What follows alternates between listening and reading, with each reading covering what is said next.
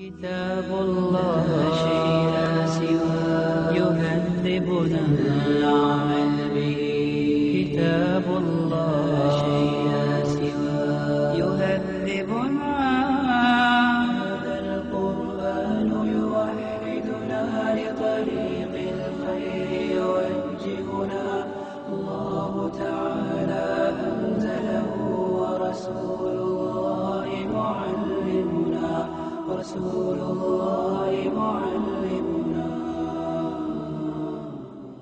It's not my eye that tells me about the sun necessarily. There are blind men who know all about the sun. You don't need an eye to know it's there. There's lots of ways to establish the sun is there without looking at it.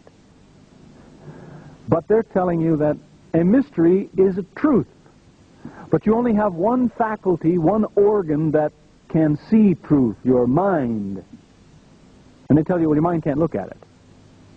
See, if the sun was a thing that could only be detected by means of the eyeball, and none of us had eyeballs, then no one could insist you must believe in the sun.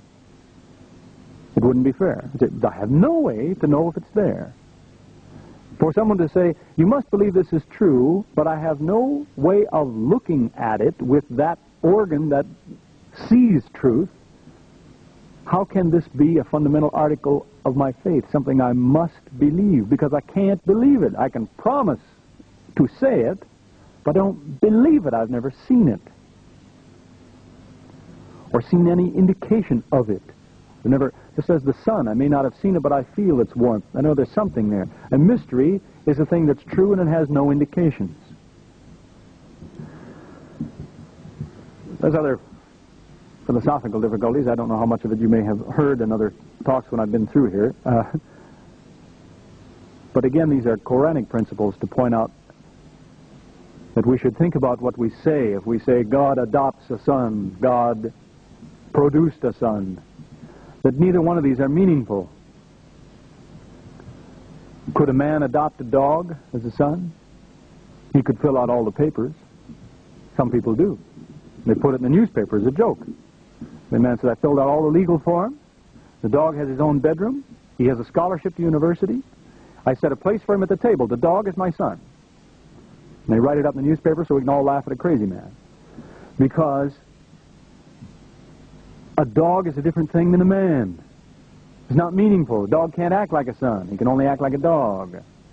It's too big a difference, man to dog. In the same way, how can God take a man as a son? There's too big a difference. A man could be treated like a son, I suppose, but can he act like a son? There's nothing in him divine. He's not divine. So they solve the problem and they say, well, when God adopts us as sons, he gives us a little bit of divinity, a little spark of divinity. We're like him. We share his nature just a little bit, without realizing that divinity is a thing you don't share. When you say divinity, it's not a thing you get. It's not an achievement. It's not an acquisition. Divinity is a condition by which you've always been divine. You don't get there. Divinity means priority. Who is God is the owner because there was nobody before him. That's why he's the owner. He has priority. Anybody else might reach for these things, but he was there first. In a similar way, he does not produce a son, because to produce something, that is a son, is a derived item. But a son has to be like his father. So the Son of God has to be unproduced, because that's what his father's like. That's why it's a self-defeating proposition. If you say that one is the Son of God, he resembles his father. In fact, he doesn't have a father, just like his father. So he's nobody's son. There's no such individual. Lam yalid wa lam yulad, as the ayah says. There's more direct things, as I say, speaking of details. Somebody mentioned just the other day this very point, that if you talk about the Bible to people, they'll tell you, you're quoting out of context. That's a favorite phrase they use. I think some people say it, they don't know what it means. Quoting out of context, and what they mean is you took that thing off the page, you didn't look at what came before and after it. That's the accusation made. That's how some people wrote the Bible. They quoted out of context.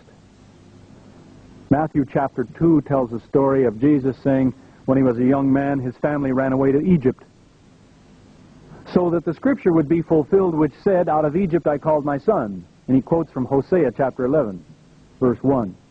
If you look up that verse, you find out he quoted half a sentence.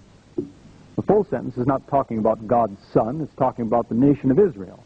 It says, when Israel was a youth, I loved him. Out of Egypt I called my son. In other words, he treated Israel like a son, called the nation out of Egypt.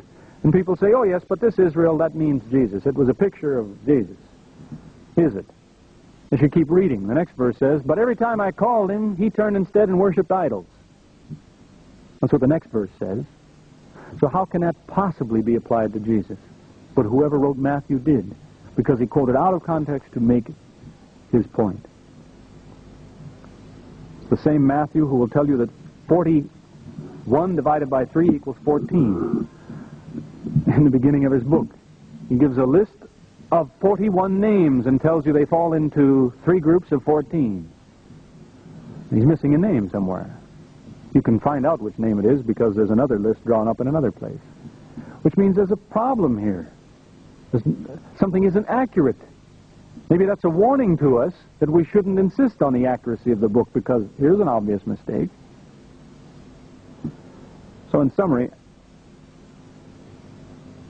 going by experiences that I've had, the things I've tried to outline here, whether people have embarrassed themselves by the foolish things they've said, or whether people have come to confusion and been happy about it, they've rejoiced in it, or whether you have seen sources which confuse themselves, as I just mentioned, the point is that people have misplaced their trust in sources or other people or in themselves.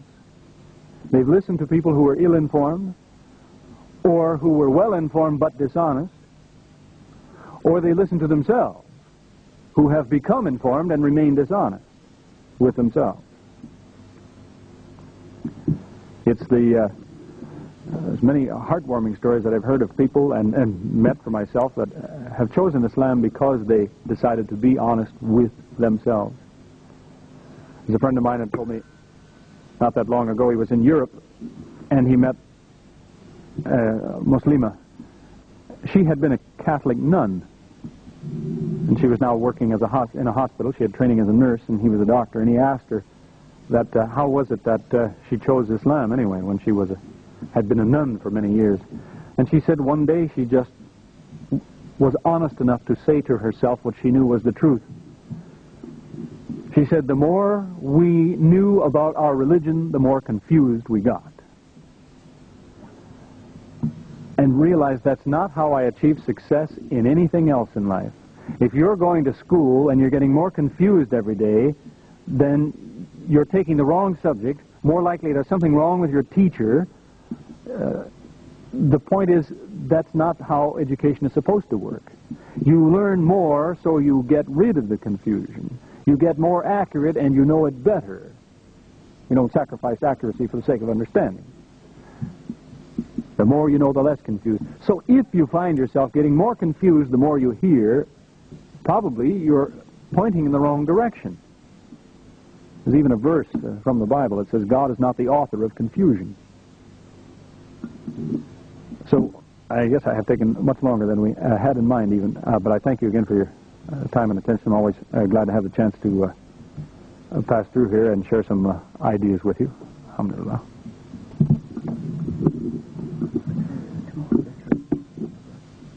Oh yes, I don't know what the circumstances are. What is the topic of it?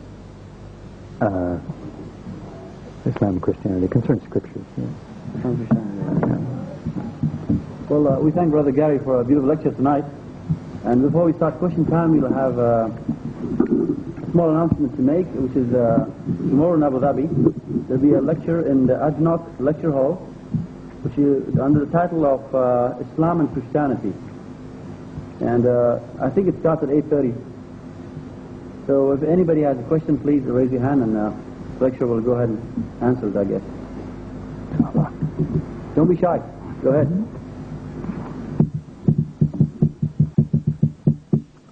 Yes.